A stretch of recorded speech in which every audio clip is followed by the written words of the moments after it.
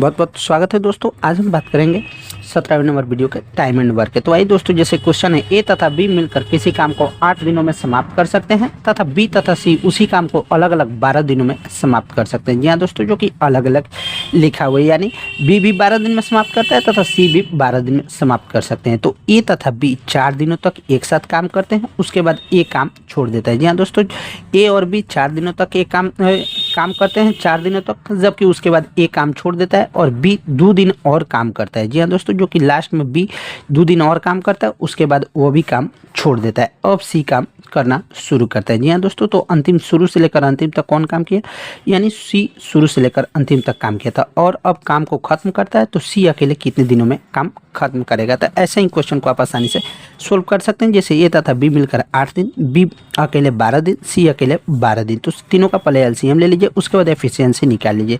तो ए plus B जैसे 8 दिनों में, बी 12 दिनों में और सी 12 दिनों में कर रहा था, तो इसका एफिशिएंसी ए प्लस बी का 3 हो जाएगा, बी का एफिशिएंसी 2 हो जाएगा, जबकि सी का एफिशिएंसी 2 हो जाएगा। अब बात कर रहा है दोस्तों क्वेश्चन में ए तथा बी दोनों मिलकर, यानी ए तथा बी का एफिशिएंसी 3, तो दोनों मिलकर 4 दिन काम कर रहे हैं, तो ए तथा बी टोटल काम करेंगे 12 दिन।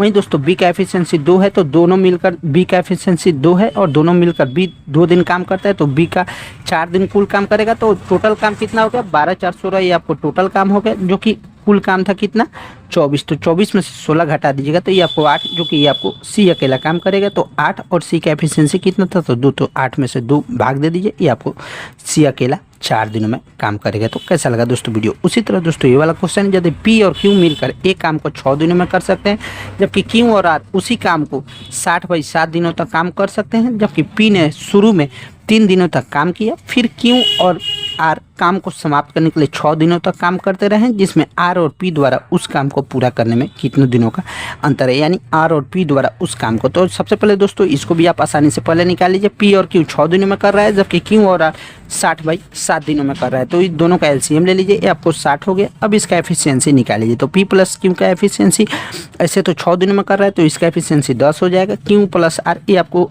60/7 दिनों में कर रहा है, तो इसका एफिशिएंसी 7 हो जाएगा।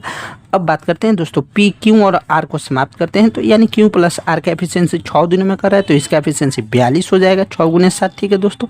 इस तरह दोस्तों टोटल काम था 60, तो 60 में से 42 घटाइएगा, ये आपको पी का निकल जाएगा। तो पी का एफिशिएंसी कितना है 3, तो 18 में 3 से भाग दे दीजिए, ये आपको पी का एफिशिएंसी हो गया 6। इस तरह दोस्तों पी प्लस क्यू का जो कि 10 आया था, तो पी में क्यू में क्या रखे कि आपको 10 हो जाएगा, तो पी का 6 था तो क्यू का 4 हो जाएगा। इस तरह दोस्तों क्यू प्लस आर का भी निकाल लीजिए, उसके बाद इस दोनों का डिफरेंस निकाल कर अंतर आप आसानी से निकाल सकते हैं। तो कैसा लगा दोस्तों वीडियो।